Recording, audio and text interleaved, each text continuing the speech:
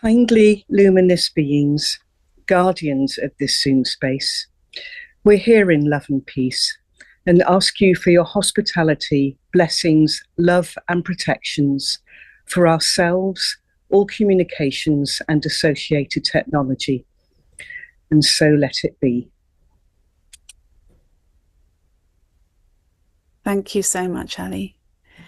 And thank you, Mark, for joining us this evening from recently visiting Cornwall. And you're going to be sharing your amazing work connected with sacred geometry, earth energies, and the tradition of master builders. Would you be able to introduce yourself and share a little bit about what you do? Yeah, absolutely. Thanks, Alex. Hi, everyone. Good evening. Thanks for being here. I'm really excited to share with you all. So my name's Mark, and I'm in Somerset. I'm near Glastonbury. I'm a designer and a geometer and a geomancer and a sacred space builder. I've been an interior architect for about 30 years. About 15 years ago, my life changed, and I became aware that it was possible to design, to using the land, using energy, using harmony, using sacred geometry. And I searched for a methodology to do that. And I found my teacher and my tradition, which I'm going to share with you once we get the slides going. And I did about a 10-year apprenticeship. And I now have been, the work I'm going to show you, I've been doing professionally for about 5 years. So I do this full time. And I design for spaces, for buildings, for existing buildings. I work with architects and landscape architects. And it's all about the combination, as Alex said, utilizing the combination of the Earth's energy, combination of the intelligence of the land, as well as the energy, using harmonics, which come from planetary sources, and a number of other things which I'm going to show you. So I'm really excited to share with you, and I'll explain where all this comes from, because it's quite a wonderful story. Mm. So should we get going, Alex? Thank you, Mark. Yeah, wonderful intro, and yeah, we're all ears and eyes for your slides. Thank you for sharing it with us. Thank you. And then what we'll do is there'll be plenty of time for Q&A at the end. And yeah, so please just there's gonna be a little sort of some technical things here. So if you I love to answer questions. So once we've got through all the slides, we can have a really good Q&A. So can everyone see the slide? Are we looking good, Alex? Yeah. Yes. Yeah. All visible, all clear. Thank you. Wonderful. So I study, practice, and teach something called the Art of the European Master Builder Tradition, and we'll go through what that is right now. Let's make sure can everyone see slide number 2? Thumbs up. We're working. Fantastic. So this is just an overview of what I just said. As well as what I said, I also teach the work, and I do harmonic science research, looking at harmonics and shape power, and the combination with earth energies and non-electromagnetic energies, which we'll sort of touch on a little bit this evening. So mostly tonight we're going to be talking about the work and the tradition and the amazing things that we can do when we co-create with the frequency of the land. The European Master Builders tradition is a unique guild that has been in existence for 1,000 years. It's in France, and so it's based in the European Celtic tradition. And the tradition were basically were temple builders, inherited the temple building art from 2 other traditions, as well as the Celtic. And we can see here some sites, some familiar, some not so familiar, in which the tradition essentially were the inheritors of a lineage of megalithic building and geodesic design and measurement from the Celtic tradition, plus two others. The tradition almost disappeared, but it came back. So the megalithic building you just saw there with the land evolved into these structures that we see here. These we have Chartres Cathedral, many of the European cathedrals. Essentially, these are sacred spaces built over sites of earth energies. I'm sure you all know this. The tradition also included some other work we'll show you in a minute. This is this gentleman here called Raoul Vergaz. He was the Grand Master in the 1960s. Essentially, the knowledge that I'm going to explain to you in a moment came down to this man, and it was secret. The tradition had built using this knowledge for the Catholic Church for 1,000 years, and he made it public. Interestingly, about the same time that all the other world traditions, the primordial traditions around the world, said we need to make all this knowledge public so we can essentially help the planet and to heal ourselves and the planet. This gentleman in the hat is my teacher. His name is Dominic Susani. He's essentially the one of the current masters, and behind him there's another man called Raymond Montessay. So basically, in this French tradition, there was a body of knowledge which was handed down. The master builders were like the original architects when there was no architect tradition. They did the design, the geomancy, the study of the land, study of the stars, and gave their information to the masons to build with. So the masons, who like to be known or have this wonderful aura that they are these holders of the mystical knowledge, it was the master builders and the builders before them, before the masons got hold of certain geometric information. Two other traditions that came together into the French tradition was something called Al-Qibla, which was the Arabic tradition of building. The Arabic arch was brought back by the Templars to France, and that instigated the Gothic. We've just seen some of those structures, those amazing European cathedrals. The the Arabic tradition, as we can see here, was incredibly rich mystical tradition in which sacred geometry and pattern and form all came together, and to an incredibly high level. And also the sacred tradition, the esoteric tradition of the Sufis, in which the sacred sound was utilized to an incredibly high level. So to be able to make spaces that were of incredible beauty. If anyone's been to the Alhambra in Granada, which is one of the spaces here, in which 1,000 years ago they were making incredible temples and palaces, utilizing earth energies and water and plants to such a high degree, whilst we were still sort of living in puddles, basically.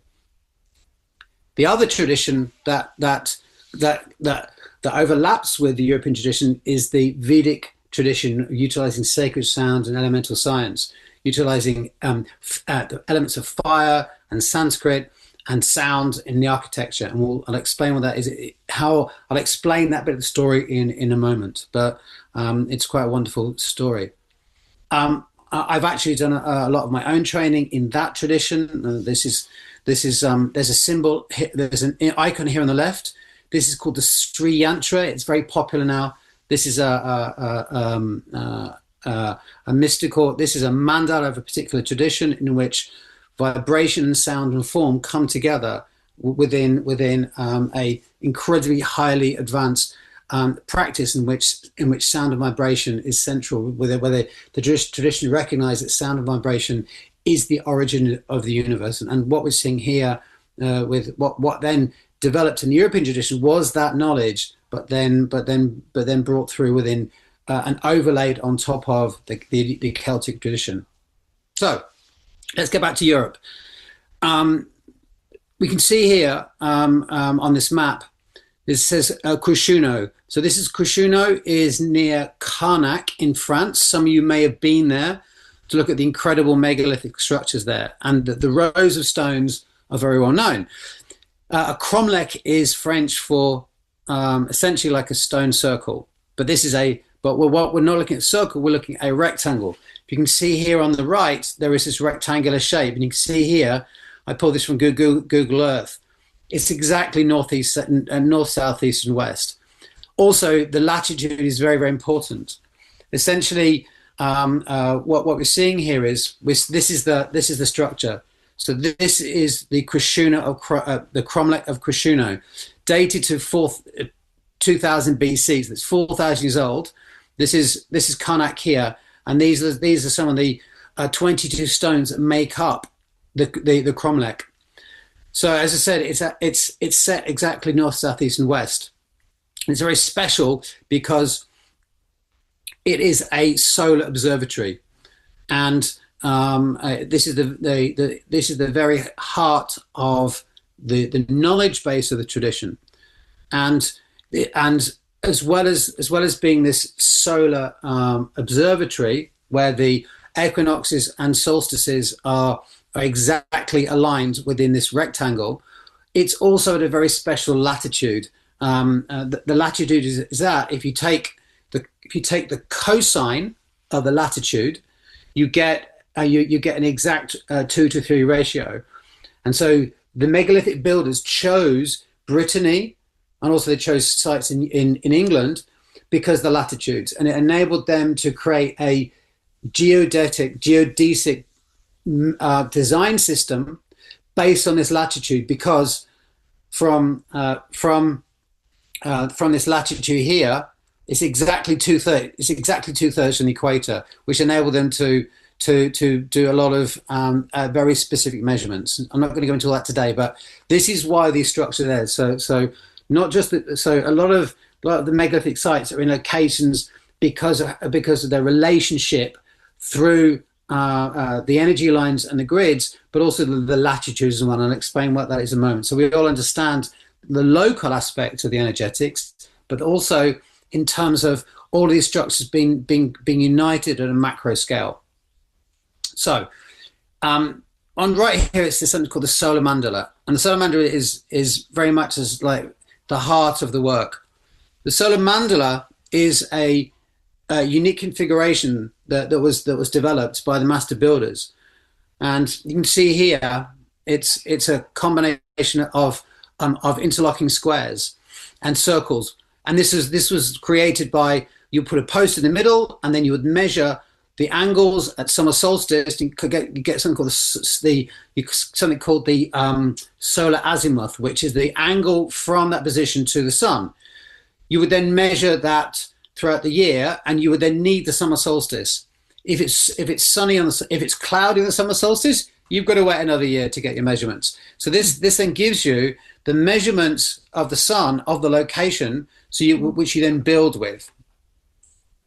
Now, at a larger scale, the understanding of the summer solstice as being this incredibly important vector or alignment between the Earth and the most powerful life-giving aspect that we have, basically the solar radiation which we need for life, but also the symbolic power of the soul of the universe.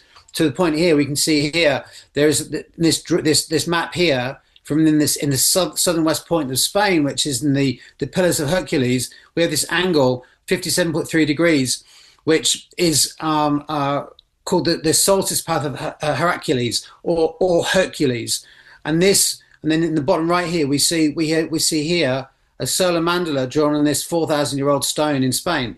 So essentially, the understanding of the alignment of the sun has been known for millennia, and you can see here there's Nimes and there are 4 or 5 other Narbonne, or these towns, all built along this solstice line. So not only at the local level, but at the macro level, the understanding of the sun was deeply important to nation building. Now, we're going to move forward a couple of millennia, and this gentleman here is called Alain Denelou, and he was a French musicologist and Sanskrit expert.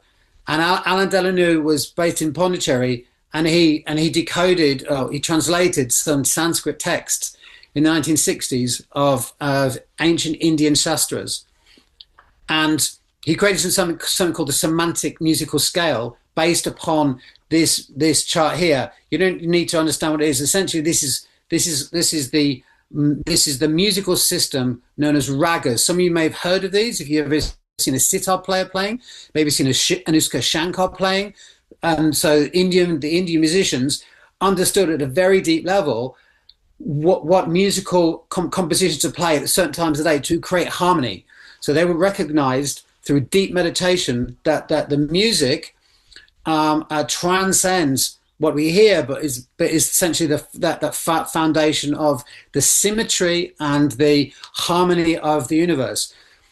Delano was able to combine the Indian with the Pythagorean scales and create something called a just intonation scale, which essentially was remarkable because it maps exactly onto the geometry and the harmonics of the master builders. So the master builders, which were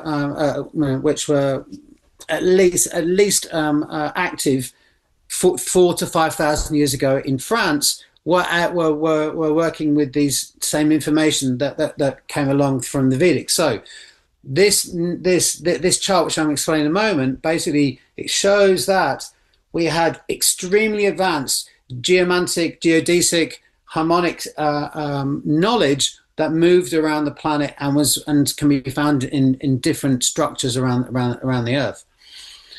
So what you can see here is we have a musical scale. On the left we have the music. It also relates to chakras and elements, and also qualities. These qualities Delano found from the semantic, his work. So you can see here the top line. We'll look at one here. C.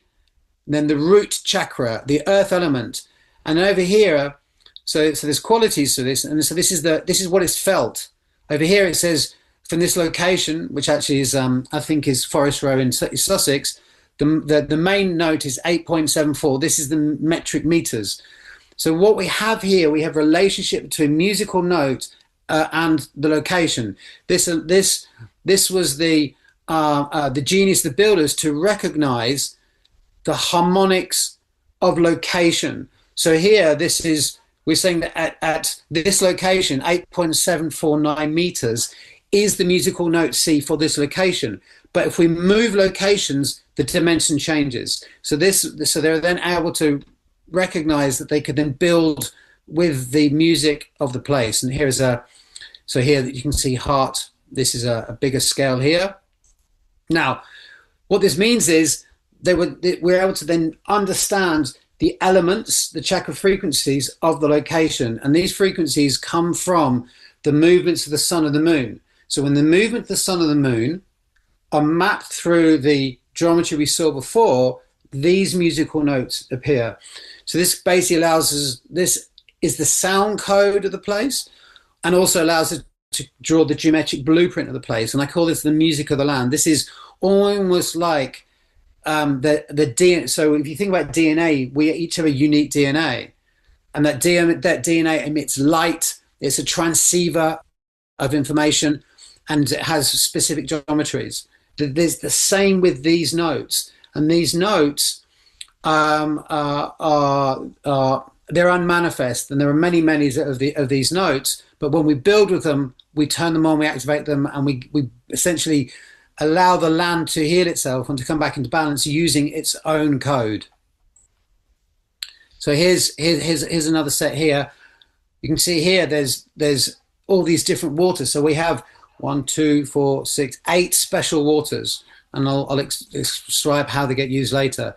And so what happens is, from the mandala we saw before, this mandala, and this is actually a generic version, the mandala is like a biocomputer that generates these code through circles. So this is one of the, so whenever you go to a sacred site and the predominant form is a circle, this is because if you have the code, you can then create you can then work out the harmonics for the location and then build them. So you can see here 7.92992 meters is the dimension or the frequency of primordial water. So primordial water is like, if you had a mountain stream, this location, this is its frequency, this is its code, and then we build with it.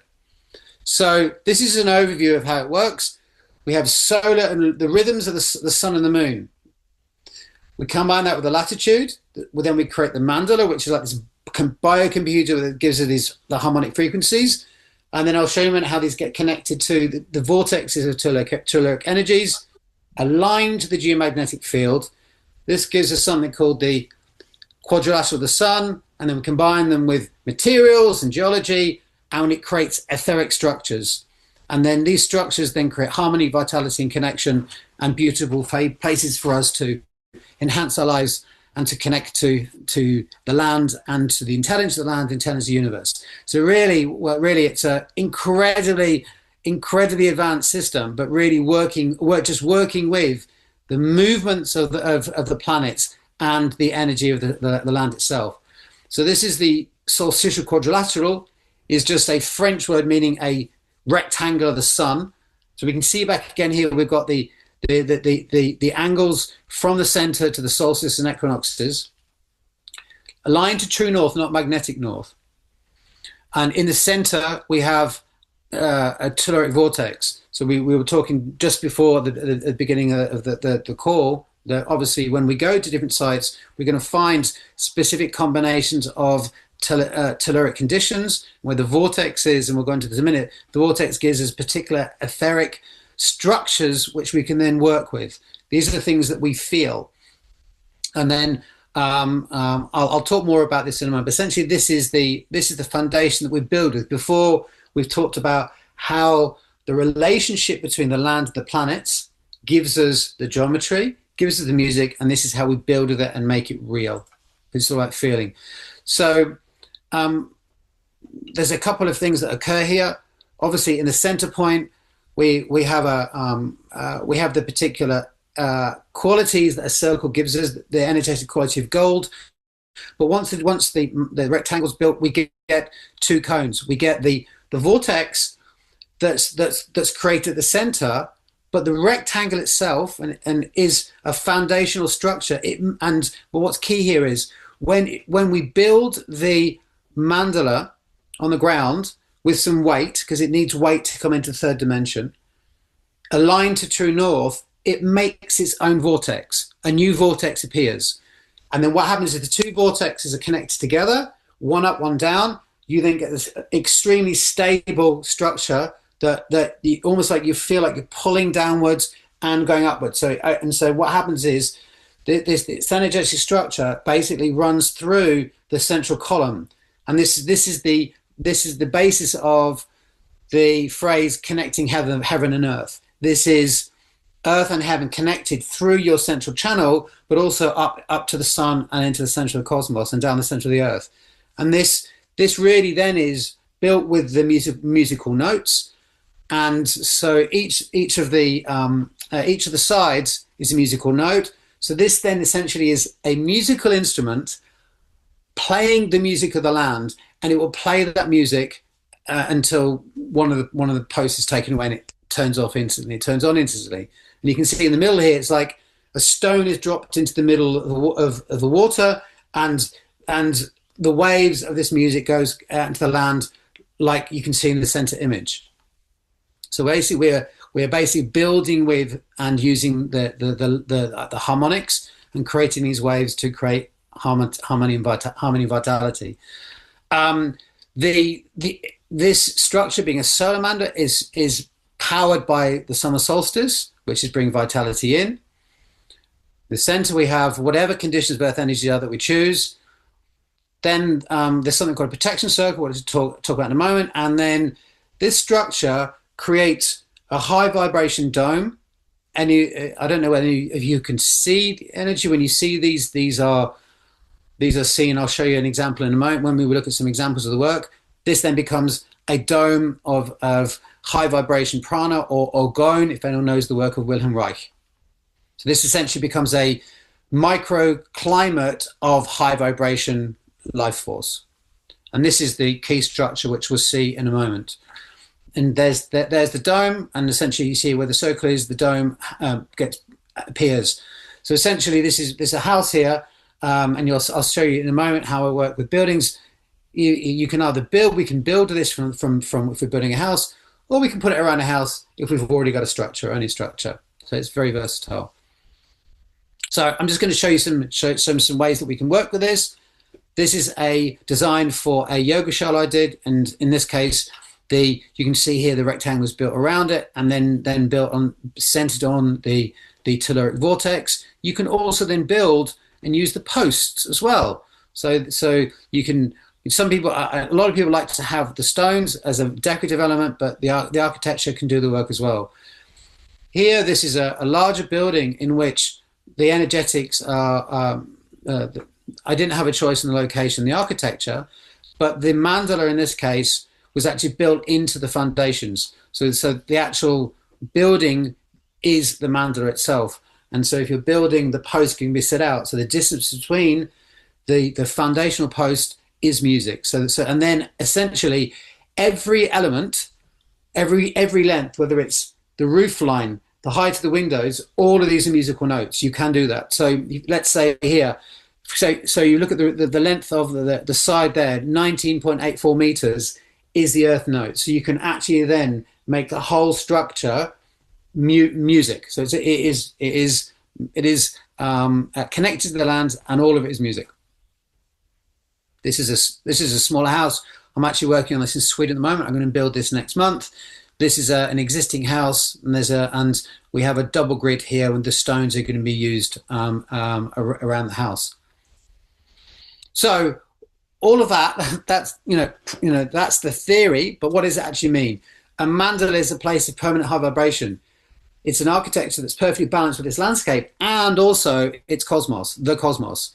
It's because it's aligned with the rhythms of the cycle of the sun and moon. Within the mandala, there is the sun and the moon combined. So this is because of balance.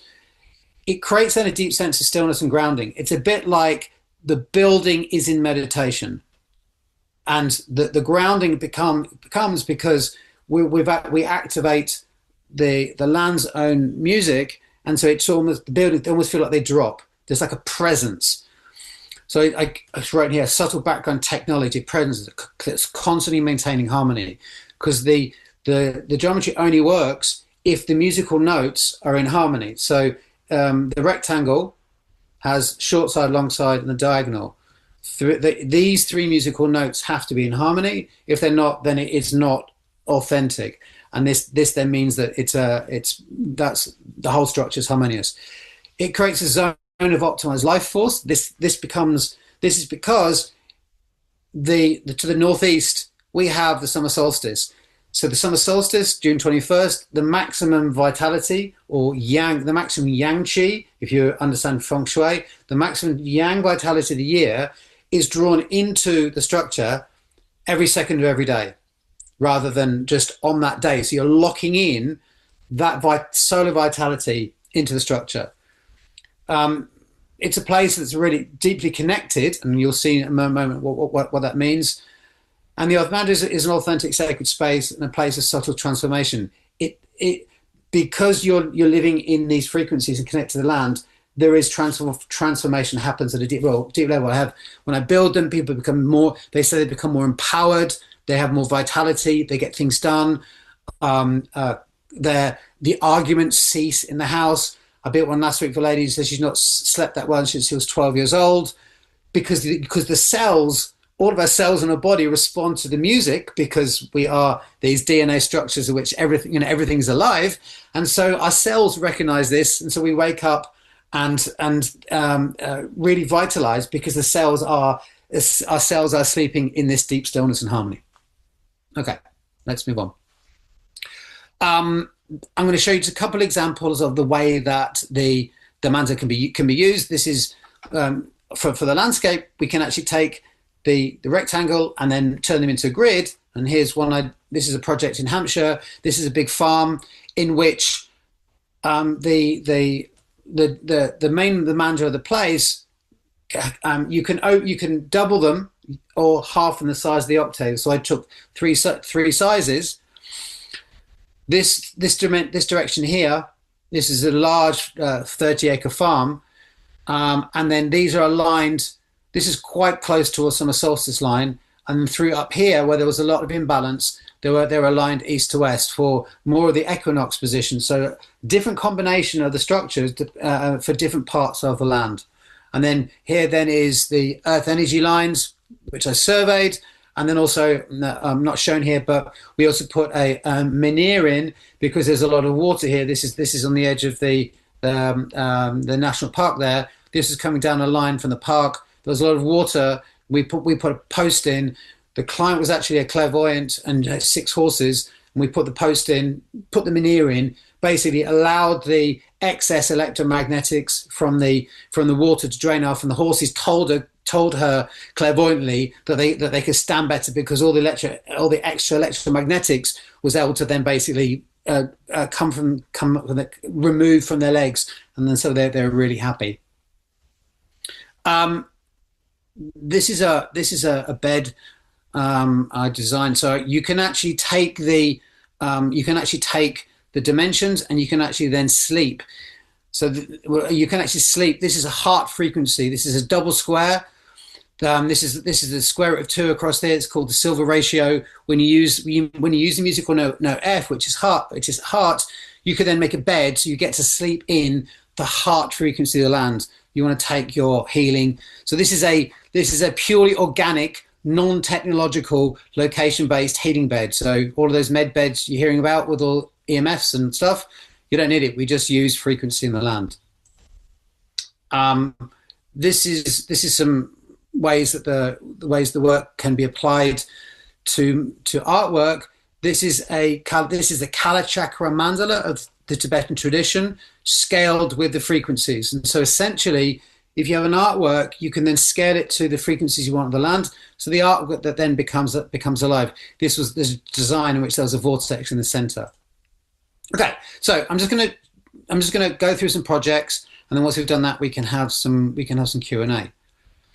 I'm a steward with my partner of a 1-acre medicine garden. So we live near Glastonbury, and in the medicine garden we designed and built a medicine wheel for the land. I mentioned before about some of the other energetics. We saw before, it said the primordial water.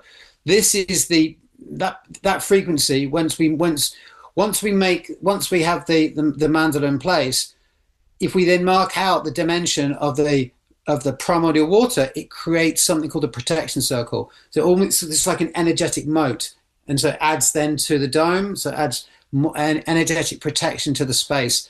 It also makes a special vortex, which we'll see in a moment in another project. This was the mandala. This is the medicine wheel. So basically, we actually did it as a Celtic medicine wheel. Let's go back. You can see here that it was splayed out. So Native American medicine wheel. The center points are parallel. We splayed this out.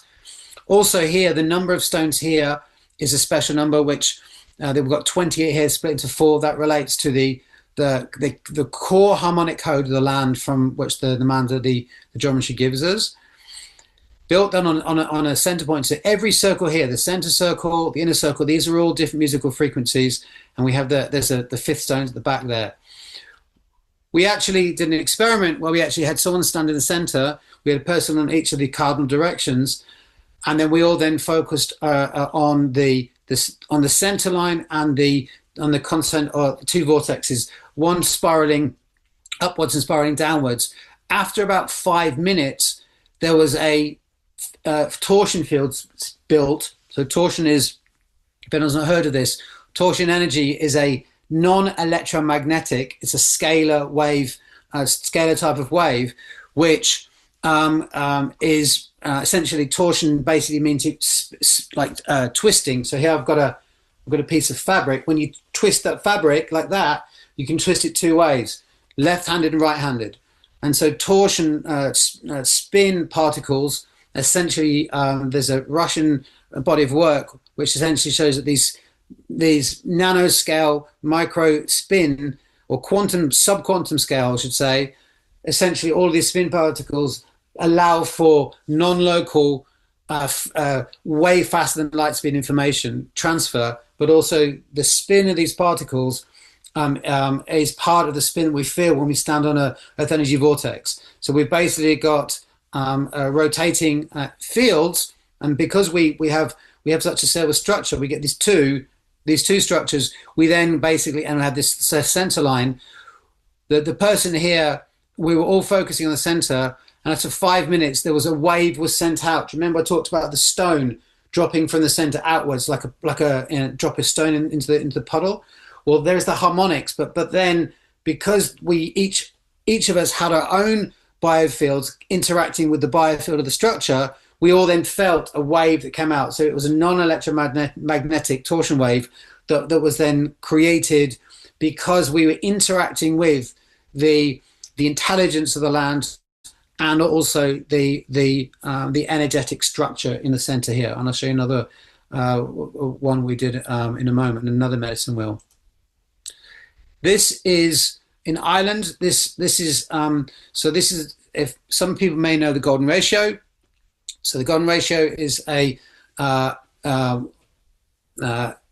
ratio which essentially is to do with life, and it's essentially 1.618, and the number goes on forever. Creates a spiral, which some of you may be familiar with. This was built in Ireland. You can see the solar geometry around it. When it was built, then we dowse along the line all of the chakras map out from the crown here all the way down to the root over here. The circles that are built here are the diameters of the frequencies of the chakras of that location. Plus, we also ended up with 2 sacrals, male and female, and also a point linking heaven and earth. So these are all new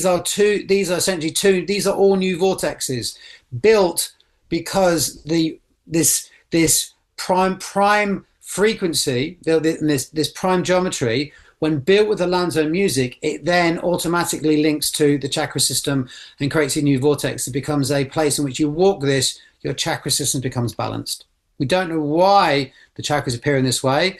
We just find them. The arrangement is caused by the relationship between the golden ratio, which really is a spirit of life, and the land. This is another medicine wheel in Devon, which is near Lisgard. It's about 60 meters wide. You can see here the same geometry we've talked about before.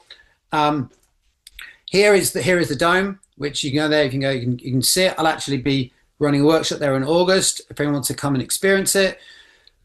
What also happens as well is, and this is for me like the most magical part of the work. Once you build your mandala and you have this these interlocking cones and vortexes here, we're basically connecting the life force of the land with the land's own, with these harmonic frequencies which come from the planets. What happens then is once it's built, we then find new lines from trees connecting into the center line. The ecosystem recognizes it being a fundamental and innate part of its ecosystem, and they connect to it. They accept it, and they all the trees connect to it. So whenever these are built, what you're recognizing is that they're accepted into the family. So all you need is 4 posts built in this way with the music, and you then have authentic bioarchitecture. It's living architecture because it's actually the center point is alive. It also then creates over here a wonderful point on the summer solstice line. A new vortex appears called the solar vortex. Only once you put that post in, which is that protection circle, this vortex appears. It's very wonderful and uplifting. But as soon as you take one of these 2 posts out, it disappears. So this is not a telluric vortex, purely built by the geometry of the sun.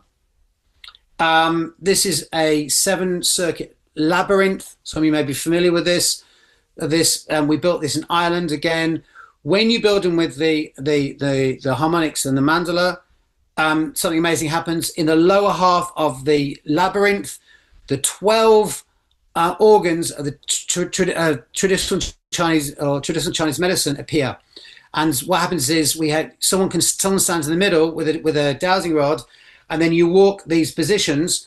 And let's say you get to spleen, you stand there, and then you wait, and then you wait for the dowsing rod to go back to center. That means you've been balanced in the center, and you can move on. So essentially, you have a complete balancing protocol here. The upper half is more to do with the astral. The lower part's to do with the lower, the etheric, because obviously traditional Chinese medicine are etheric channels within the body. One of these was built in Peru, and a couple of acupuncturists, they measured it and they said it was essentially equivalent to a couple of acupuncture sessions, but purely just with the land. When we built it, someone said that we had an Irish seer stood in the middle. As soon as it was built, one of the stones, the last stone was put in place, she started to see interlocking pyramids, and she saw spirits coming from the four directions that were jockeying, because it becomes a place of new purity. And then over time, some of the telluric lines and earth energy lines align then with the cardinal directions, because it's really comfortable for them. You can see here why the pyramids appear, because of the square-based center points of the mandala, and so essentially they then become they are pyramidal forms, but they're just not seen in the geometry. Here's actually I thought I'd put this in because this then is some pyramid design work I've done for a project in Costa Rica, working with the pyramids, but then using all of the geometries. This is some work I'm doing with some beautiful roundhouse builders in East Sussex. Everyone wants a roundhouse. These guys are amazing. This is some work where we use the geometries in different aspects. So I talked before about the houses. You can actually live in the harmonics. You can then scale the different elements so you can get to live in the harmonics of the land. And this is the site. This is actually in Wales. And the roundhouse has now gone in. So essentially the roundhouse goes in and then the geometry goes there. The client, this is for a lady who's got 20 acres, and it's a space where she can do art. And she saw the elementals, and she saw them dancing on the land. So the elementals are seeing as obviously well as hearing and feeling the music that we feel. So essentially when we put this in place, we feel this, the music is subsonic. It's extremely low frequency, but we feel it. They can obviously hear it. This is a house in America in which the mandala of the place, you can see it's quite elongated because of the latitude in California. It was then built around the house, this very large house. So this is a practical application of the mandala. This is a sacred fire pit design for a project in East Sussex, and next to the water. So here all the circles are utilized using the frequency of the land, and in particular the fire frequency, because so it becomes an elemental expression of the land. This is also some more garden work, where this is a smaller structure for a small garden for a retreat centre in Glastonbury. Again, in this case we're using stones. Sometimes I use Roman cement. This is Roman cement if they have to be hidden. So this will last for 2,000 years plus. It's non-toxic to the land, but sometimes when that's only when we don't want to see them. Let's say there's a car park there and we have to have it hidden. So this was a design for a large house in Spain, in which the layout was built around this primary vortex, and all the structures then that were going to go in were to be utilizing the harmonics there. That's on hold at the moment, so I can't wait to build that. This is another project which I'm hoping to build. I talked about planets before. You can then extend the work with the planets. You can bring down the constellations. So here, this is the constellation of Vega, and so you can then actually bring down some of you may be deeply into astronomy and astrology. This allows you to build the constellation of your choice in your garden, your land.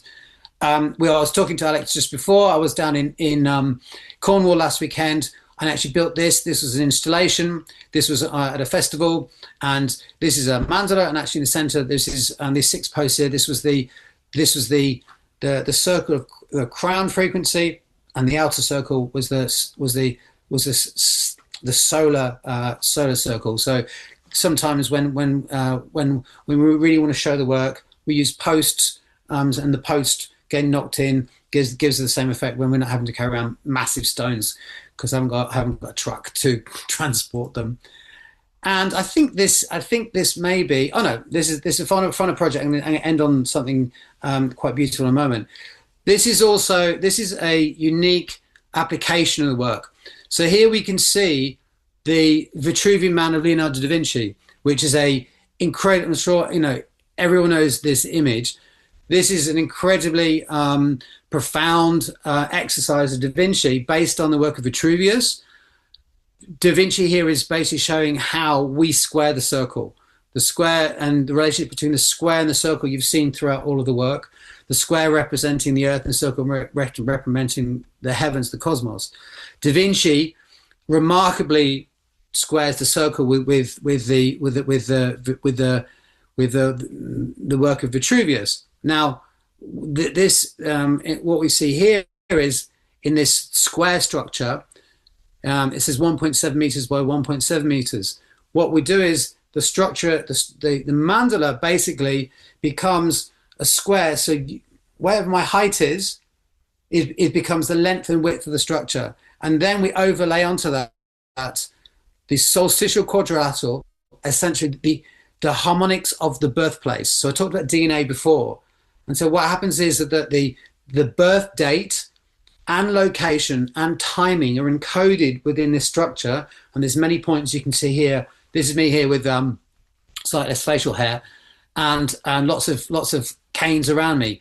All of these points are these points in here activating the mandala of my birth location combined with that of the place I was in. This actually happened to be in Colorado in America, set in a center earth energy vortex.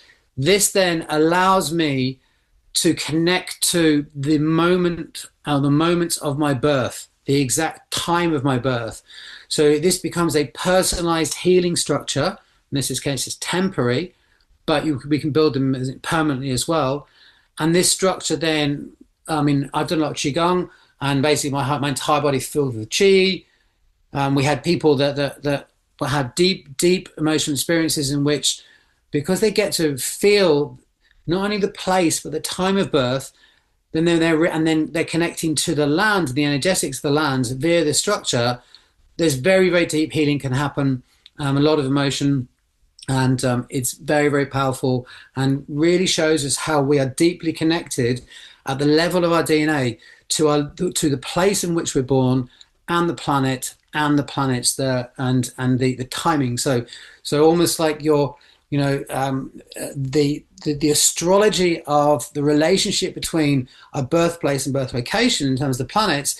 This then takes us one step further, in which we then connect to the land and the harmonics of where we were born.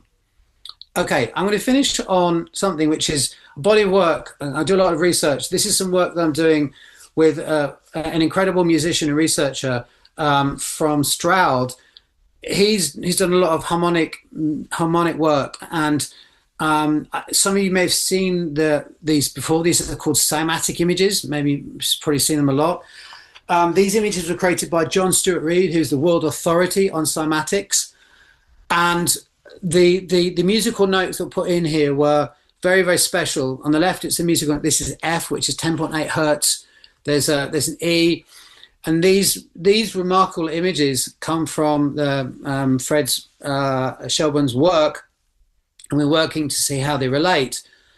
But you can see here where you may have seen these before in other cymatic images, the remarkable nature and the ways that cymatic shows us how sound aggregates into these sacred structural forms. And essentially, when we're talking about sacred, all the work I'm talking about is about the music of the land where it's been sacred. Essentially, really means the natural formations of the relationship of the land, but at a very deep level, these forms give us this. So you can see here, this is his B flat structure, and his work is remarkable. And so you've got it's harmonicnature.com. If any of you want to, or any of you are interested in this, you can see here where we have this deep relationship between this one form. The square and rotated square, we talked about Vitruvius. From Vitruvius, that was called ad quadratum in Latin. That means basically of the square, and these forms which were communicated by Vitruvius 2,000 years ago. He really deeply understood the mechanics of shape and the way that shape is able to manifest energetics, and these then became the foundations of of architecture. If you look at, in particular, I don't think I've got the slide here. We may have had it at the beginning in the Arabic tradition.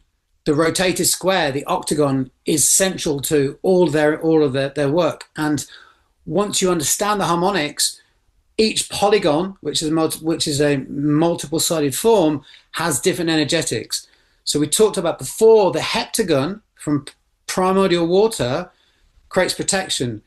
This is because the number 7 or seven-sided form encloses energy. And here we see the octagon spreads energy. This is why the Templars used, and the Arabic tradition used it. So if you combine your circle with an octagon, you can then spread information. And there's a lot of all the forms have these very specific energetic structures. So obviously when we have the circle, we have particular, very powerful impacts. In the center, I talked about gold, and all the different forms create different energetics. That's more than that'd be probably for another presentation, but there's a lot there. So we can see here with this form, obviously, where the Native American medicine wheel, which is a archetypal form, not only is a square within a cross, square within a circle, but also the Celtic symbol. We've basically got different representations of exactly the same form. And when I was putting this together, I realized I'd seen another image of this very similar, and here it is. This actually is by a guy called Louis Rossier, and it's a book on yantras. You can see here, he's actually written at the top, La Croix Templière Secrète. So this is the secret cross of the Templars. Now, this is built within the grid, and Rossier actually studied with Raymond Montesset, and so I don't have the book, but this I've just picked this up recently when I was putting this together. So when I saw Fred's work, so you can see here that at incredibly deep levels, the relationship then between the knowledge and the wisdom, but also the insight of the master builders. I've been talking about my tradition, which is the French tradition, but this really transcends all tradition. Essentially, once we recognize the way that sound moves and sound and frequency and consciousness moves, and we build with this, then we can then use this to create places of incredibly high vibration, places which can then be connected across the earth grid, which can then allow the consciousness, the intelligence of the earth to come through. And once we then have these spaces, which we all know about, we can then consciously interact in groups with these spaces. We can then create, incredibly powerful vortex. If anyone's here aware of Rory Duff's work in terms of the Emperor Dragons, I actually went to one of the Emperor Dragon nodes in the south of Spain, and essentially I've got more work to do with this, but essentially the same structures that Rory finds. Rory's found double toruses, everything you've seen here, where we look at these circles, where we've got cones and toruses. These are incredibly fundamental forms at the foundation of nature. There's a guy called Bob Grenier, if anyone's not heard of him. He's a pioneering low energy fusion expert, and he's found these forms, and essentially the donut shape, which essentially we look here on the left, we're seeing a circle, and in the center of the circle we've got a hole. This is the torus, and then we've got these cone-shaped structures interacting with these. Where we reckon, well, he's basically decoded this as being fundamental to the way that we can extract energy from the 0 point field, also known as the etheric field, and essentially this is the other extreme. We can then interact with these energies and frequencies to enhance our own consciousness at the planet. We can also then recognize that these structures have then been used for millennia and are waiting for us to be able to open this up, to be able to have infinite free energy, so we don't have to pay these annoying power bills. So I think I'm going to probably leave it there, and then we'll do some questions. All right. So, so Alex, how do this? I can see Ken's hand up first. So should we go with Ken, and then I'm not sure how it will run, but maybe they'll pop up with their hands up. Okay. I've got Eileen. Okay, let's go, Ken. Hi, Mark. Thank you so much for your presentation. My absolute pleasure. It was fascinating, really fascinating. I've got so many questions which I can't ask tonight, but just one or two, if I may. You mentioned core frequency when you were talking about the structures that you are designing. Yeah. I'm presuming that corresponds to a fundamental frequency in music. It is, because everything's music. It actually comes from there's actually a construction methodology for designing the cromlechs, and you have to work with the earth circle and the sun circle, and there's a formula for them. When you do the formula, it then gives you then a core polygon. It creates a polygon, not a number. It creates a polygon. So, for example, let's say it was the octagon. It was 8. The relationship between the sun circle and the earth circle, and I've not gone into. I've tried to keep all the maths and all the really deep work out. But essentially, a lot of this, the way that the maths, the way that the solar geometry works is to do with the latitude and different constructions. And there's formulas that have been developed over millennia, and I'm deeply honored to have inherited this. And essentially what happens is, once you know these two circles, you do some maths with them, it produces a polygon. Let's say for where you live, Ken, it's the octagon. That then gives you the base polygon for the land. So for example, you then multiply it. So in that medicine wheel, it was 28. So it was 7. 7 wasn't working. So it then allowed me to then create, so not 28, it was, I forget what it was. I think it was 28, but you can then work with multiples, essentially. So it is music, and everything is music. And essentially each land has its own polygon. As you move latitudes, the polygon changes. And once you have that, you can use that as a key for the land, as well as knowing all the other harmonics. Does that make sense?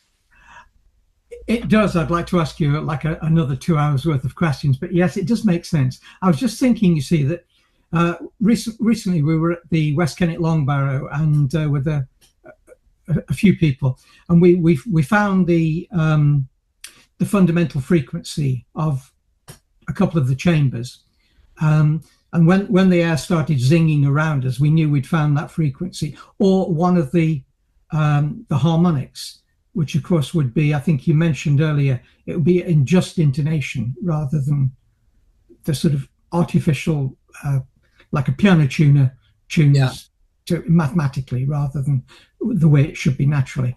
Just one final question. Some of your designs look remarkably like the Gilgal Raphaim, that structure on the Golan Heights in Israel. I don't recall that off the top of my head, but I'll check it out. Also, just what you're saying about frequency, when I'm basically, if you're talking about hertz, yes, yeah, I'm talking about etheric frequency, and comes from the polygon. So there's a relationship. They're not the same, because I'm working with etheric I'm working with the frequency, even though there's a sound relationship and there is a dimension there. You can then take the speed of sound and air, create hertz equivalents, but the geometries create etheric, not hertz frequencies. Fine, that's I understand that. That's great. My question was to have been, how do you determine that core frequency? But you've answered that. Thank you so much, Mark. Thank you. My pleasure. Okay, Eileen. Ken, you need to mute. Hi. I was interested. I live in Cork in Ireland, and I saw one of the places you had mentioned was Cork. Are they open to the public, or are they just private places? They're very lovely people. there's a labyrinth, and there's the God and Gracious spiral. They're on a farm, and I can if you want to drop me a message, I'll give you my email in a minute. I can get you put you in contact with them. It's a 20-acre farm, that was rewilded. The lady's a herbalist, and I think if you want to go and see it and feel them, you'd be more than welcome to. That'd be lovely. And the other thing I was wondering, you were saying you could use existing houses. So I was just wondering about things like, say, terraced houses, or houses in towns and all of that. I've got to say it's more tricky. It can be done. Sometimes what I do, it is more tricky. As the building, it's easier when things freestanding. It can be done. Sometimes what I do is I can then use 2 points in the walls, and then a couple in the back garden, and then basically use a triskel. So basically, Alex and I were talking about triskells. So some of you may not know about the triskel form. This is a quadriskel. There's also smaller versions that we have now. Basically, Alex was saying that she was able to feel into this. Some of you may do. So basically, these the harmonics of the music are put into these. Bit of that, and then a little bit of a particular bit of earth acupuncture. We can get really good. We can get good results. But I've got to say, it is trickier with terrace houses, but we can get good results. Okay, thank you. Thank you so much. Eileen, if you drop your email address into the chat, and then we'll get it till the end, and I'll connect you up. And I've got a slide in there after this. Before we go at the end, there's a slide with my email address on it. Okay, who's next? Thanks, Eileen. Thank you. Thanks, Mark, for such a fantastic and kind of like, it sort of makes your mind go, with all the concepts and the structures and the designs. And it's interesting you were showing. I was wondering, shall we stop sharing screen so we can see you a bit more clearly as well? Yeah. Once we finish the Q&A, there's 2 more slides I've got back to. Oh, right. Okay, got it. Thank you. You there? Yeah, we're here. Yeah. Okay. All good. Yeah. You showed a picture of a labyrinth, the 7-circuited one, with the different all the different meridians at different locations.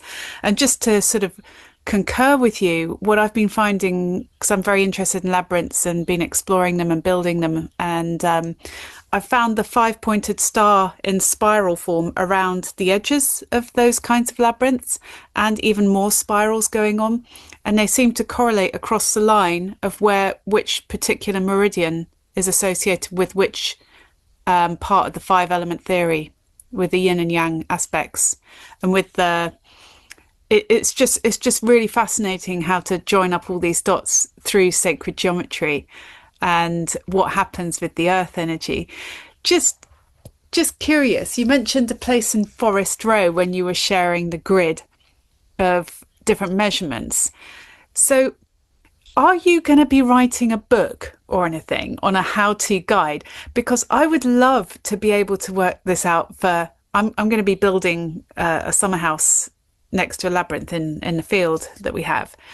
And I really want to get the earth song, shimmering and sort of really harmonized and harmonically amazing based on what you're telling us. It's just so fantastic. How do I do that? You have to do the training, unfortunately. Right. My teacher, who you saw the photo of, he's a very traditional French guy. And he said at the beginning, this was like 10 years ago, there was no book, and he wasn't going to write a book.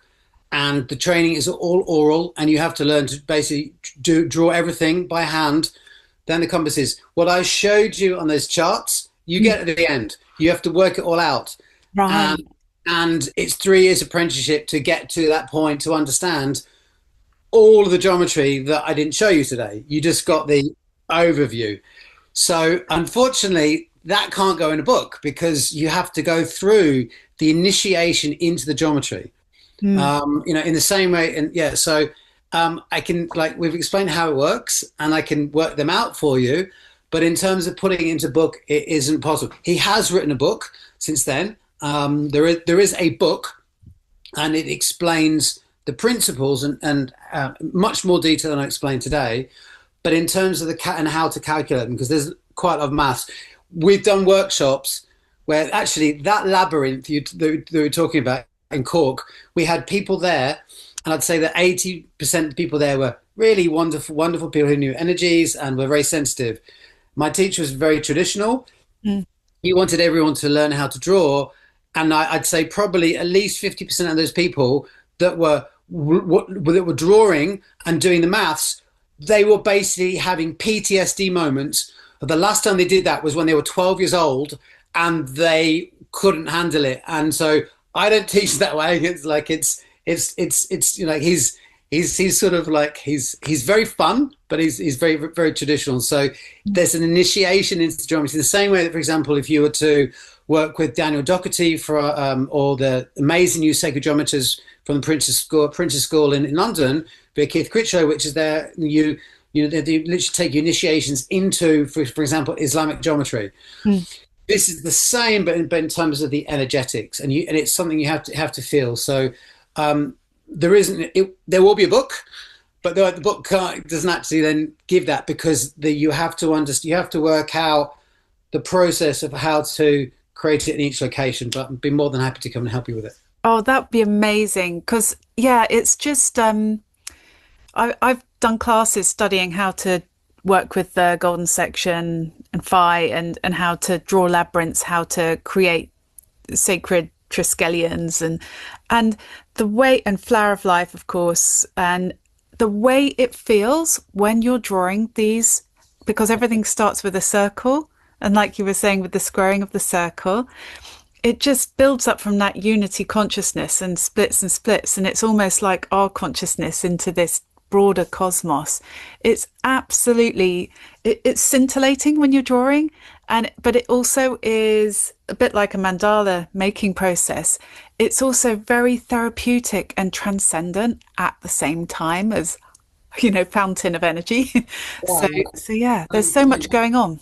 The structures are deeply themselves, have a lot of stillness, but there's that vitality. It's that, like you just said, there is that dynamic stillness that comes from the vitality and the grounding. I remember seeing an article about 7 or 8 years ago, and I wish I could find it. And it was about a study where they had people making sacred geometry polygons and forms, and the electrical, they had EEGs on they were connected up.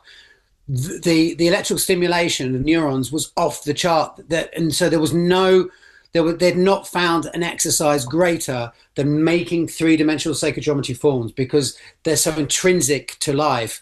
And I've been trying to find it. I've not been able to find it. So if everyone's seen that, please send it to me. Thank you.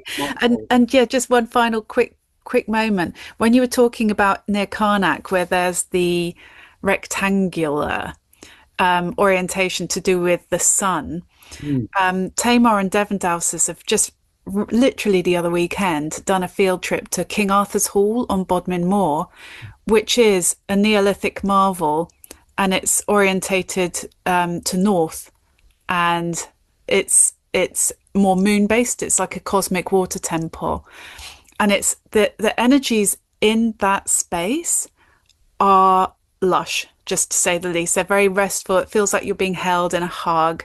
And I haven't been to that place in France, but there's a very similar building in the UK that not many people know about. Well, not building as such, but, epic, amazing space. And there's a lot to do with the stars and the constellation maps. And there's also a really well-known dowser called Melinda Iverson Inn, and she came from Hawaii not too long ago to teach us about dowsing with crystals and constellations. So you were saying, I think it was Vega, wasn't it, the constellation? And there's a dowsing technique. I think we'll have to chat offline a bit about this, because there's a dowsing technique for how to do exactly what you're doing on the land, but etherically on on a crystal grid as well. So it's just there's so many dots joining up here, Mark. It's wonderful. The solar mandala is that way around. So alongside equinox, you turn it around, it's the lunar one. I'm actually building, and it's not the presentation because it's still not been public yet. I wanted to put it in. I'm building a sacred pool with a lunar mandala with artwork and a stone circle around it, and in Holland for a private client, and it's quite incredible between two willow trees. So once you can build these up, and it's from her past life memories of living on a moon lake in Peru. Anyway, so wonderful, love it. Thank you, Mark. Over to you, Pamela. Thank you, Mark, for a wonderful presentation. Pamela. Thank you, Alex, for mentioning the King Charles's Hall, which I was going to mention. My question: there was a part quite early on in your presentation where you were talking about the centre, the square, and the energy going up and coming down. Immediately made me think of the pyramids. Yeah. Were the ancient Egyptians aware of all? They must have been aware on some level of some of this. Yeah, they were aware on every level. I mentioned this gentleman called Bob Grenier, who's this world-class researcher, and he's looked at the Great Pyramid in Giza as being he's shown how through his own research of sacred geometry of this torus shape with a cone in it, of which these structures form. And I talked about, Rory's emperor dragons create these double torus. So that's at the etheric level. He's shown how the whole of the Great Pyramid and all the materials and the geometry basically becomes a huge structure to be able to encode all of that. And I think also that's one tradition. I talked at the beginning a little bit about how the traditions overlapped and the different bodies of knowledge overlap. Well, in the Arabic tradition, the Al-Qibla, that is another lineage that comes from that. They have very, very, very, very deep knowledge. And in terms of the classical building, at the end I talked about the ad quadratum of Vitruvius. The pyramid is a square-shaped base. I've got an image in one because I've done a lot of Taoist Qigong, and it was actually that's what basically got me into this route.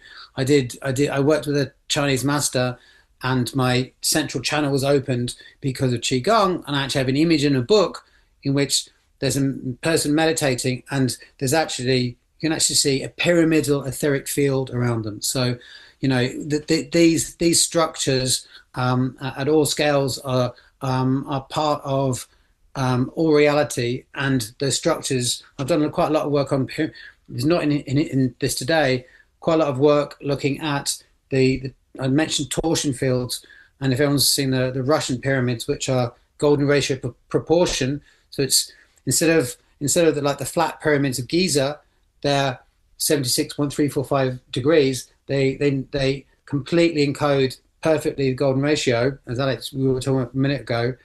These then create these torsion fields, which create the spin, and then life forces speed up and slow down. So we've got, you're absolutely right. The Egyptians had this, but all the traditions did as well at different levels. My pleasure. Ken's back. I can see. There we go. You very briefly mentioned Wilhelm Reich with his organ accumulator. Yeah. How does that how does that relate to the work that you do? That medicine wheel, which is in Devon, we had someone go down there who saw it as a blue tint. So essentially, the orgone of Wilhelm Reich is not the same as ether, but they're different. It's a substratum of the life force field. There was a blue coloration on on orgone in rice work. So the etheric fields and the orgone fields interrelate. They're not identical, and because we've got many different aspects and of these fields, but essentially you could at one level basically say that. So rice work basically, he discovered orgone. They discovered it by accident. There were these things called prions. They basically saw life forms in sand, and he was able to see life force. And he was then using accumulators of different levels of materials. He then created life force. So you can equate life force or Chiya Prana with orgone. Ether is something slightly different. So I've talked about the 5 elements: earth, air, fire, water, and ether. Ether in the European tradition was called the quintessence, which meant the end of which basically the completion, the fifth element. So this also relates to life force. I didn't have the slide in today, but when you stand in the middle of one of the structures, these sort of mandala structures, the center, as well as having a quality of gold, also has a vibrational color of green, which relates to the heart and ether. And also it's the same color in the direction of to the summer solstice and the other colors that are arrayed around there. When you stand in the mandalas, you change direction, you can get different, people can get different energy effects. To the vibrational, the orientation, to orientate means to face the orient, to face east, but the mechanics of orientating within that structure that's fully connected above and below allows the primal vibrational frequencies of those directions to be perceived.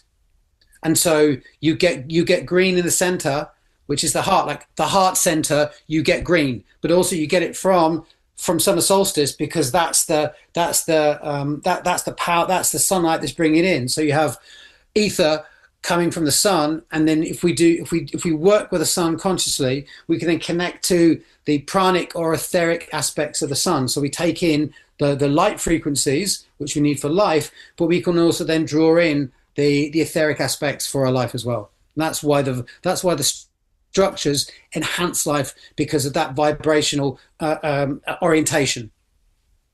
Many thanks. Thanks. Yeah. Thanks, Ken. Melanie, hi. Hello there, Mark. That's stunning. I have cow whisperers dying to ask you lots of questions. Are you still on? No? Are we changed his mind now? Are you sure, Paul? Hello, cow whisperer. Hello, can you talk? Can you hear me? Yep. Yep. Sorry, I did mean to say in that message, leave me until last.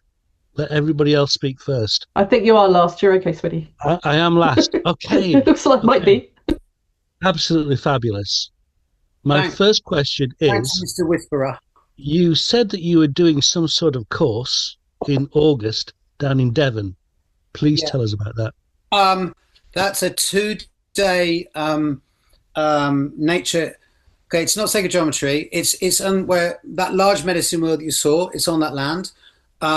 As I also teach a nature connection meditation, which is from the Native American tradition, but is an incredibly powerful way, process of deep listening. Like I'm, as you can see, I'm deeply interested in the energetics and the mechanics, the etheric mechanics of structures, and the biofield of place, the biofield and our own biofield.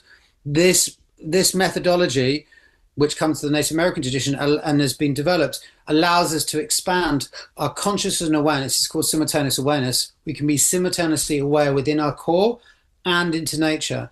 It allows us to spread our awareness out as a dome into the space, and then allows us then, if anyone's ever done sort of forest bathing or sort of things like this, is sort of like next level of that. It's almost like an active qigong, but a meditative practice. You can use it where you can sit and do it as a meditation, and it's like a meditation hack, because you don't have to have a quiet environment, and then you can do it with eyes open, and then you get to move. So it allows you to move like an animal through nature with a full expanded sense, and it's great for enhancing your dowsing, and allows you then to be able to be in a meditative state and get the benefits from that whilst you're doing the gardening or basically walking the dog, or sort of, I've done it kayaking. It's quite a remarkable thing. So we go there for 2 days onto this big farm. We do all these things, do some qigong and nature work, and we do some body dowsing, and then we expand our fields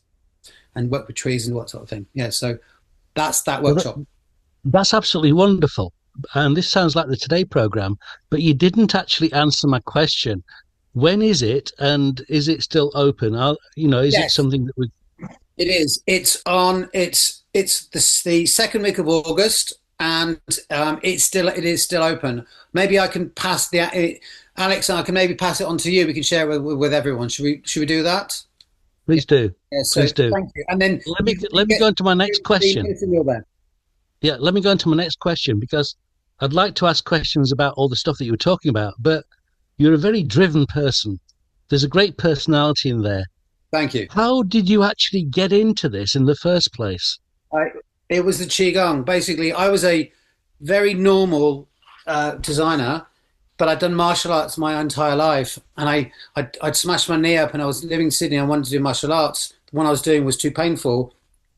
I wanted to then.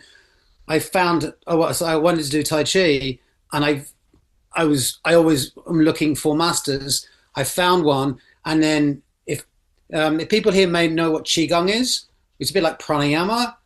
Well, within the Chinese internal martial arts, they have advanced forms of qigong that are designed to open channels and allow the qi to flow through, to allow you to ground, and then to basically emit energy from the body. And then it's a bit like putting a Porsche engine in a Morris Minor when you're doing your Tai Chi. And I did that, and after a year, it opened up the central channel. So there are 12 meridians, and 12 key meridians that Chinese medicine uses. But there are 8 others called the 8 extraordinary meridians. The deepest one goes from the perineum to the crown. And that's one in which is like that is our absolute center. And all traditions understood this central channel. And it then, when we're able to expand our consciousness, we can then draw more life force in, and then connect to the stars and work with it. So people at a very high level, it becomes like an antenna. I opened that to the point that to a degree that allowed me then to also. I failed maths and physics and stuff at school and everything. I then once this happened, once this process was initiated, I was then able to read dozens and dozens of books in a very short period of time, like I was remembering it, and then to understand it. Before there was like one day it was there, one day it was nothing, and all of a sudden my life changed, and then I then sort of found my teacher. And it's been 15 years of sort of non-stop learning, and then learning how to feel. And so I now do this professionally. Where 5-6 years ago I was still doing commercial design work. So essentially, this has become my journey of developing my consciousness and my awareness and connection to the land through my ability to be able to create structure and design and create harmony for other people. Here's another one that I want to plant in your mind before you actually leave us tonight. I'd like you to think about 3 messages that you could actually pass on to us to actually help us to grow in what we're actually doing. So just plant that in your mind, 3 messages that you'd like to pass on. My question in between... Could you say that again? I just froze then. Okay. Just put this in your mind before you leave us tonight. 3 messages that you would like to pass on to us that might help us to grow and to develop our skills in the way that you're seeing in the larger universe as a whole. So I just want to get that message from you before you actually go. But I've got an interim question. And this will be my last one, Melanie, okay? Last one. So choose somebody else. Okay, so about a month ago, we were all down in Avebury together. And this is where I'm going to wave this in front of the screen, which Ken knows about because he got me to make a dowsing rod of his own design. And I'm still trying to work it out with my silly hand, which will not be balanced. However, we were down in Avebury, the obelisk, that position there. And I was there with Maeve, I was there with Ali and someone else. And basically, they asked me to douse what I doused when I was there the last time with Paul Spirit, okay? And so I doused that, and Ali recorded it for me while I was doing it. And it was quite a strange thing because I found in watching myself dowsing it that I was channeling something coming through. But this is something which I've dowsed a number of times in that location, and I'm seeing very strong correlations to what you were feeling, seeing, detecting, creating in the square structure near Karnak and in other places. So I was seeing this symbol, lot, Maltese cross. Maltese cross, which was the last image I showed, basically that Templar cross. Absolutely. Yep. Yeah. And lots of flower petals that were coming out from this. Well, and Ali might choose to jump onto this one. Well, that do you have any sense of connection or resonance or anything like that with the obelisk position in that part of Avebury? Because I do remember at one stage that you were talking about having a central mass in the center of that structure, which gave it its power and its energy. And of course, that's where the large obelisk was before it was all smashed up and torn down. Do you have any sense of resonance or any messages that you can give as far as that's concerned? Well, when we build, and we like the medicine wheel that I explained, where there was that double cone and there was that wave pushed out, we actually put a millstone there, which was a little bit like a torus structure that actually didn't help it. It actually deflated the energy. But then if you put a menhir in the middle, the energy is it sort of shoots it straight up. It follows the form.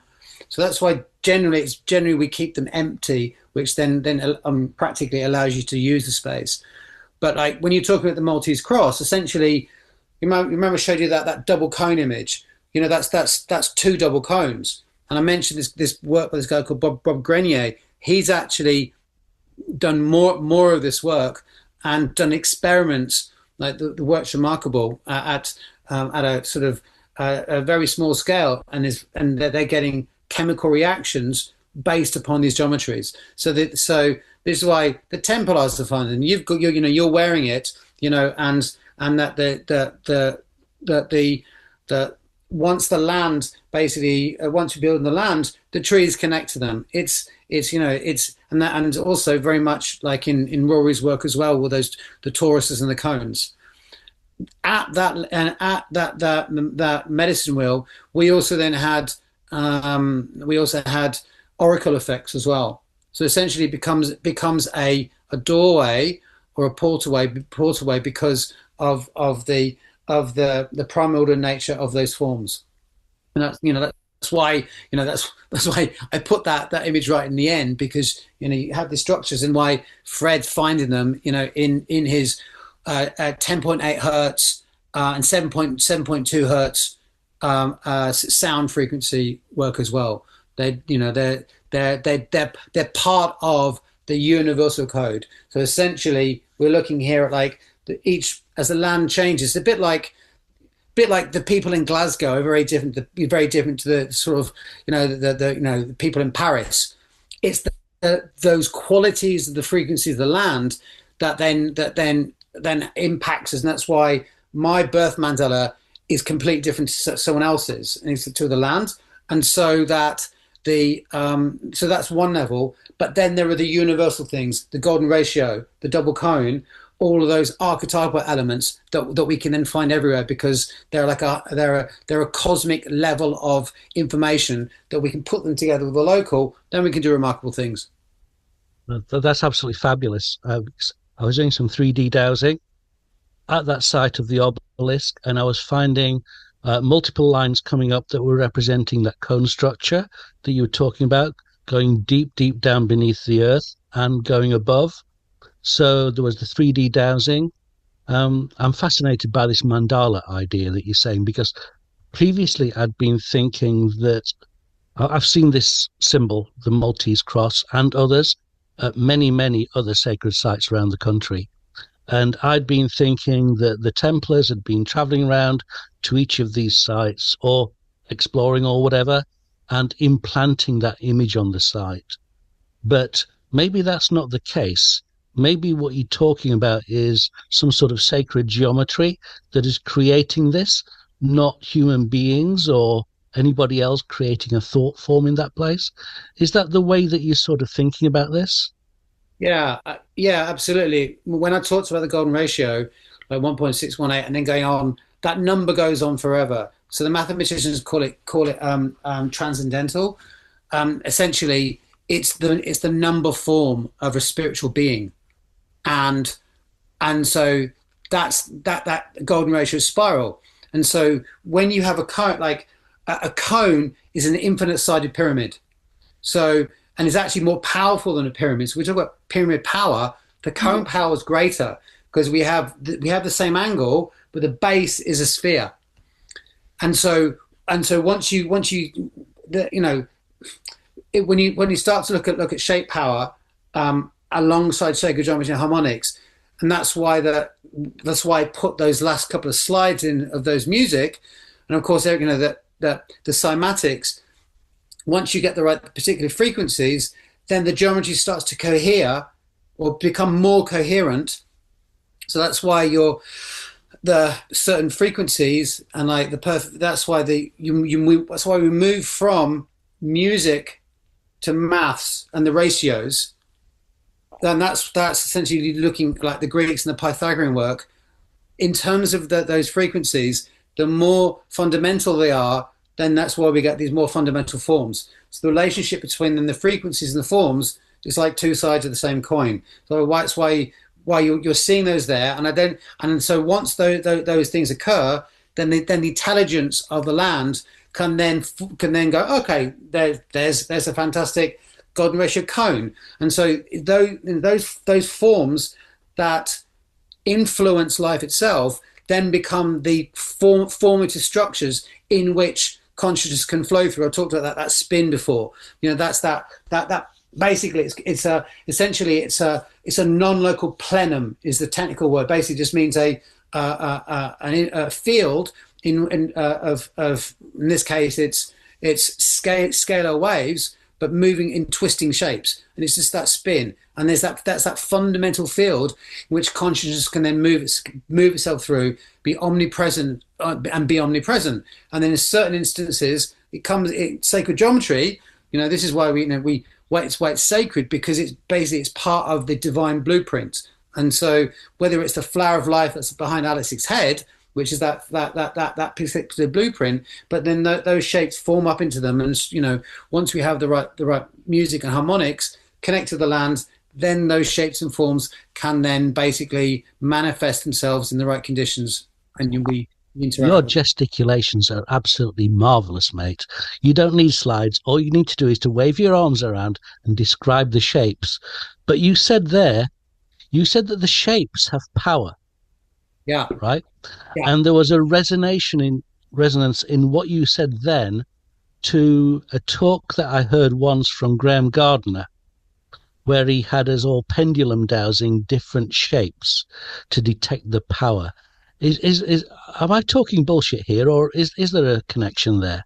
No, I mentioned it. I mentioned it in the talk where at the end, within my tradition, which comes principally from the Arabic tradition, they recognize that different shapes have different powers. So I talked about the heptagon, seven-sided form, encloses energy and is protective. So if you put 7 or 14, or you took 7 or multiples of 7 objects in a circle, you don't even need to know the harmonics. You're going to get a quality in which energy is protected.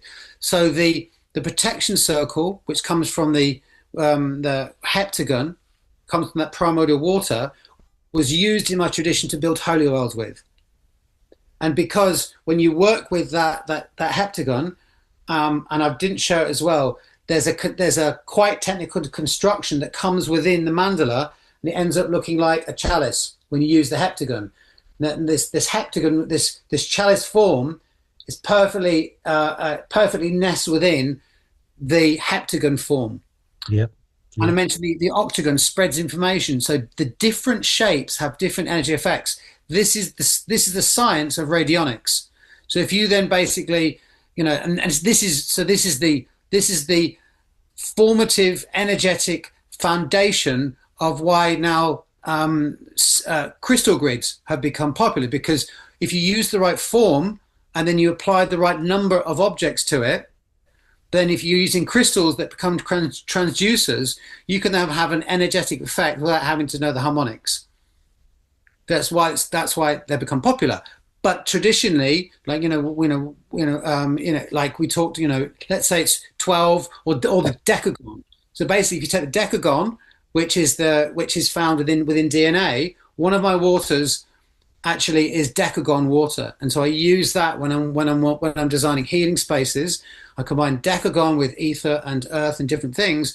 I then get a resonance between the sacred geometry of DNA and water and the earth and ether and the etheric frequency at the location, and then you get a really fantastic space for healing or for regeneration. And so there's all the knowledge is there. And all of those frequencies you saw on the charts, all those different frequencies do different jobs, and we then basically combine them. And so the explanation I always give is this: you go to a Chinese herbalist, and let's say you've got stagnant, you've got your liver's not working too well, it's stagnant. The herbalist will then choose 3 or 4 herbs. The primary one in that combination will basically bring the liver back into balance, but the kidney might have been out of whack. So basically together it brings the kidney back as well, but the main job is homeostasis of the system, which is harmony, to bring it back into balance. When I'm working with the frequencies, we do the same thing. We combine the frequencies. It's just that in a herb, each herb's got its frequency, but it's just each of these frequencies are based on musical notes. And when you combine them together, let's say you take a tetrahedron or an octagon or any of these forms, you then add the frequency of the location plus the shape form, and it then basically radiates those frequencies in 3-dimensional form the same way a pyramid would. So you've got a force multiplier that's taking place there. Yeah. I'm wanting lots of hands to go up here to move on to somebody else. But then of course you add it to the telluric energy. And that's when, and essentially what you're doing then is you're taking your frequency of location plus your shape form, and you're plugging it into the earth energies, and then you have a temple. As an exercise, I would like people to pendulum dows or something like that, do the power strength like Graham Gardner did on a series of shapes, and just test this for themselves. Just test it for yourself and see if you can validate this. And with that, I've finished. Okay, someone else, please come in. Okay. If anyone's interested in this, the book, you can find it free on the internet. It's called Shape Power by Dan Davidson, and it was written in the 80s, and it's quite remarkable. Okay, thank you. Have we got anyone else? Yeah, just me. Yeah, thanks for really lovely questions. Really appreciate them, and your answers as well, Mark. What it feels like we've been talking about, with all the questions, with the answers, with what you've shared with us, it feels like the unified theory of everything. It's how the energies all work together within us, as above, so below. I'm just feeling alchemical, practices and theory, as well as like the Knights Templar, with the, the Maltese cross, that it's two toroidal fields. It's a donut cross section, isn't it? It's just which maps to the emperor nodes that Rory Duff. It's just, how do we weave our existence into the infinite fabric of all that is, and be at harmony with it? And it feels like this is what physics has been trying to map or capture, but it just feels like with sacred geometry, considering the placement of such and the sound of the earth, the rhythm of the earth, you know, with the sun and the moon and the stars. And we have our own inner cosmos within us, our birth date place. And it just feels like it all hangs together so beautifully, like a beautiful piece. Like I saw, Ken, in the background, you've got Bach, you know, it's just that beautiful harmonic majesty and simplicity. It's clever maths, but it's also hugely simple as well, if you can get your head around it. But it just feels really powerful, what we've been talking about, you know. My teacher, like the work that we do, it's called solar geometry, but he doesn't use sacred geometry much. He calls it natural geometry, and I think that like the word nature came along because, you know, the original term for like the consciousness of the planet was in the ancient, it was the animal mundi, which is like the medieval term. But then the church didn't want that because it sounded too much like the planet was alive. So they went to nature, and that's basically gone away. It's the environment, you know. And so I think we have to go back to then recognize that it's divine, and I'm sure everyone here is aware of that. But then what we've been talking about in terms of these primordial forms, the you know, whether you see it where you see it in song, through, you know, people see it in the plants, or, you know, all traditions have these, that essentially that they are part of, you know, we talked about DNA, the decagon, and these, you know, the DNA absolutely is a receiver and transmitter of information, and biophotons is light. That essentially the physics is there, the science is absolutely there. You know, even the way that consciousness moves, you know, moves in and out of us, and the field basically being one. The torsion physics of the Russians, of Nikolai Kozyrev, like, you know, he was able to build time machines, but recognize, so, you know, with electromagnetics. But if you build a 76-345 pyramid, and then put your plants in there, they speed up, and you can slow them down. And this is the geometry can affect space time at a very, you know, very small scale. And once you recognize all those things, you can then either build the structures. I mean, I would advise not to spend too much time in a Giza pyramid, because it's not as balanced as a torsion pyramid, but, you know, for short periods. But also to recognize that all the work everyone's doing here of connecting to the sacredness of the landscape is that those structures work with the same sacred geometry that's part of us in the universe, and that I'm sure everyone here is doing that work. But then we're doing that with a greater level of coherence, and doing that's why now people come together in groups. We can then build those fields, and we can then basically create great places of harmony. I'm just incredibly honored to be able to build those fields and create them permanently, so people can live in them and actually have, you know, be more creative and be more healthy and have more long-term health, you know, or create new places that we can go to connect, or new places to go to, you know, whether we want to come together in song, and, you know, and when we're actually singing in these places, we're actually enhancing those vibrational structures, and then 100%. The land and ourselves and the planet basically all benefit from it. Absolutely, that's amazing. And just a very quick point as well, thank you, Mark, on Paul, Cow Whisperer Paul, what you were mentioning about the 3D dowsing. And it reminded me of somebody who's friends with us, Maeve. She's been mapping that you were marking the earth energy lines on your drawings and your plans and everything like that. And Maeve's been finding that about the 3D nature of it, where it spirals.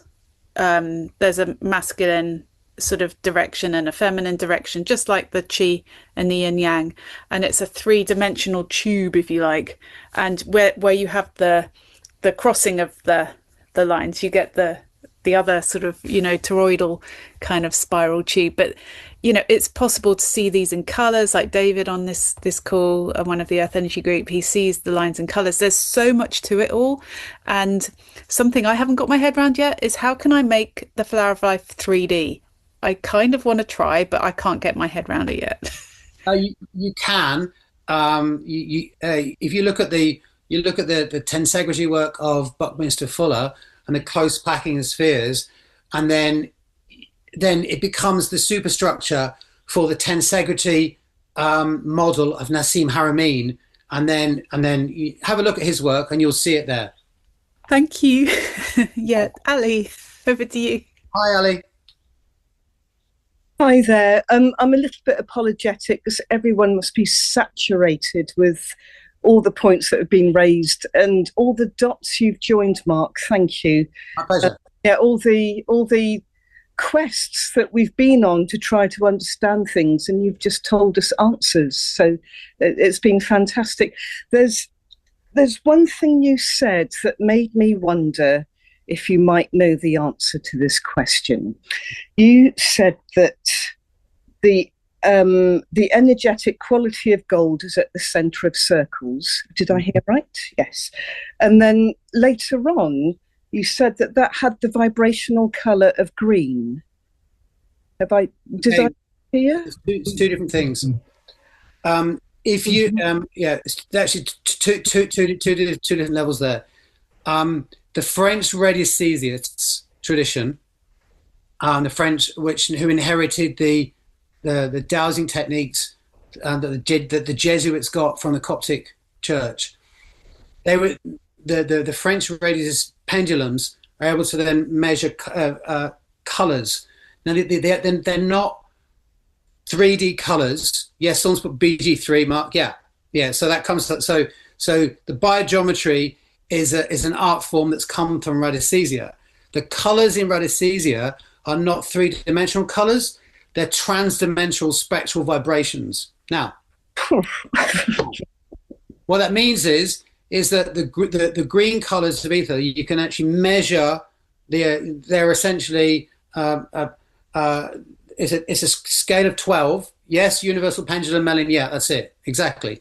There's a scale of 12, and there's 7 and 5, and you've got some core colors, and something called negative green was recognized. Now, negative green is, you can equate ether as the green color as the positive aspect of that.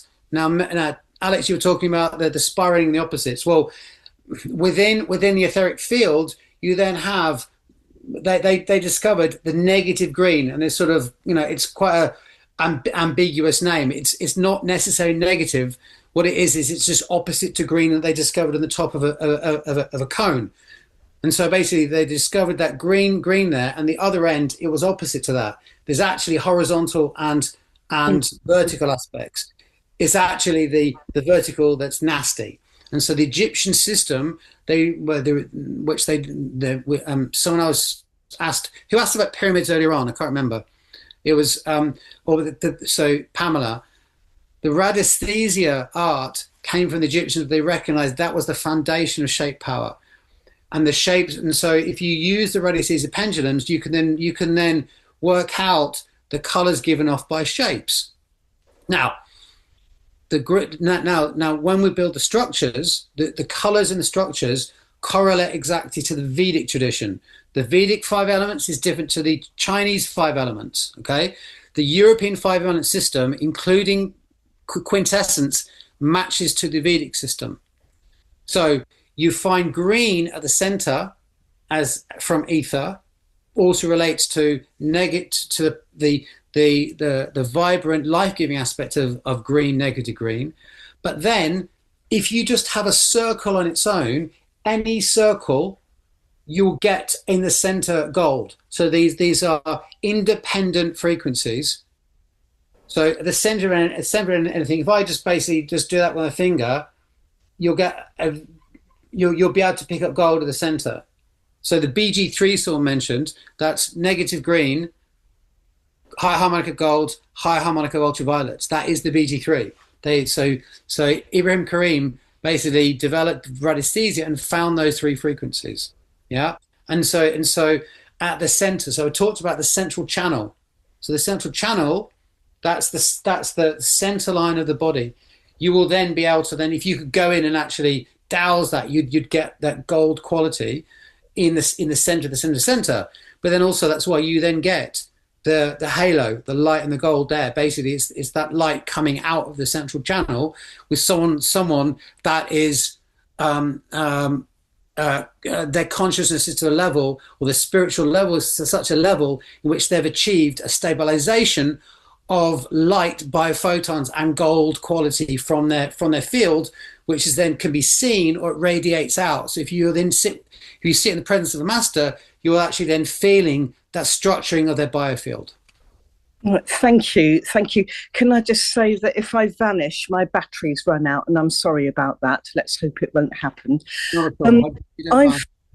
I've found, and I think you're giving me hope, actually, because I find in dowsing that according to which colour wheel I use to get a colour for the vibration of a space, what if I let's say in a holy well, I might use my own sort of B&Q paint color chart in my in my screen, my third eye, and I'll get a different color from that than I will from the Graham Gardner color wheel, and I'll get yet another color from the esoteric colors of the sun color wheel. But I think you're saying that there are different aspects to color.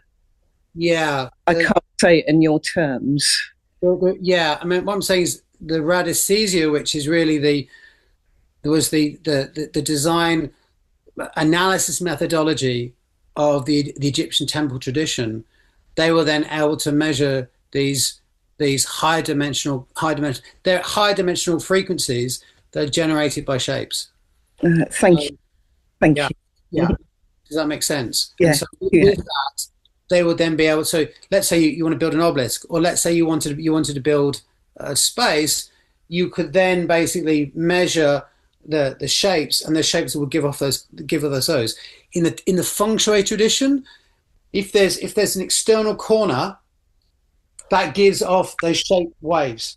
In the Chinese tradition, they call them secret arrows. So if you're basically walking down the street and you come to there's like a 10-story building, there's that corner is going to give off that shape. The French tradition called them shape caused waves caused by shape.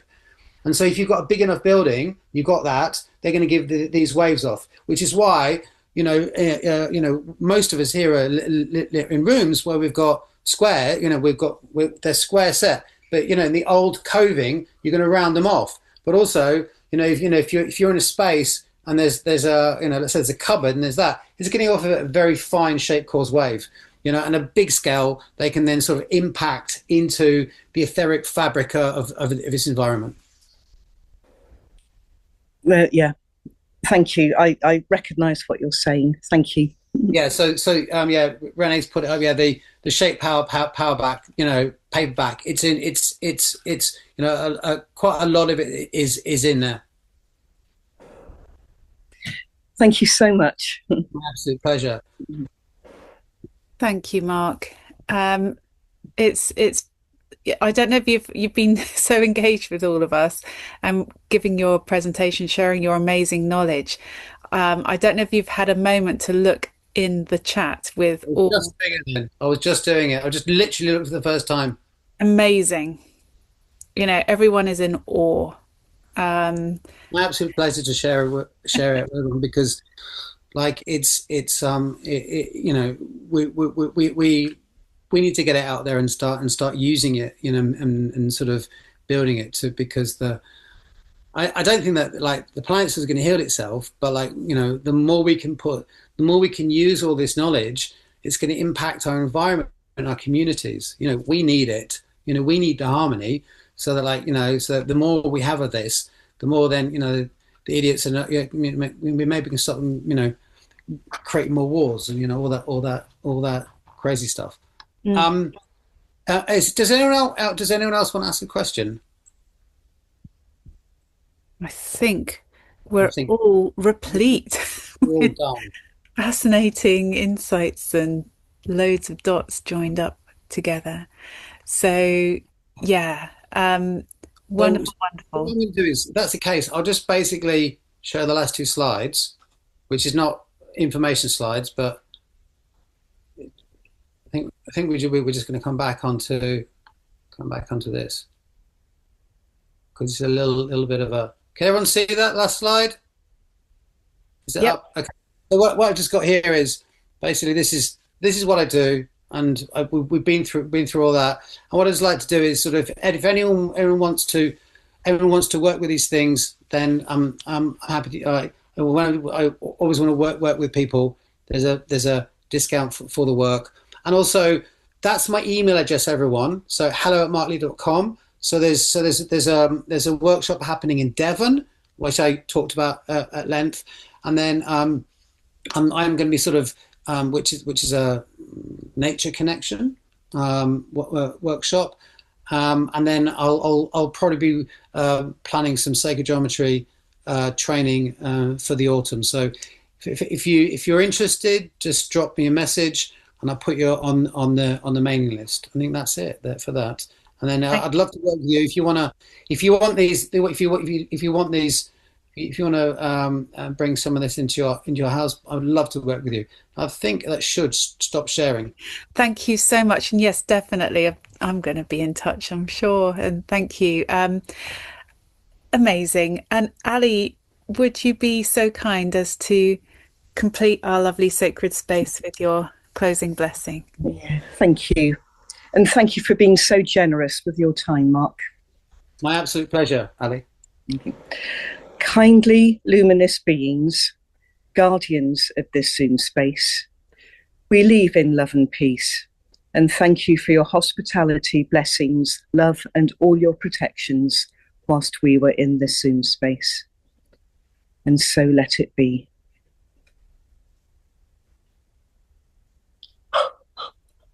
Thank you. So I get an energy yawn. Yeah. There's lots of lovely energy on this call as well. Thank you for helping us process that.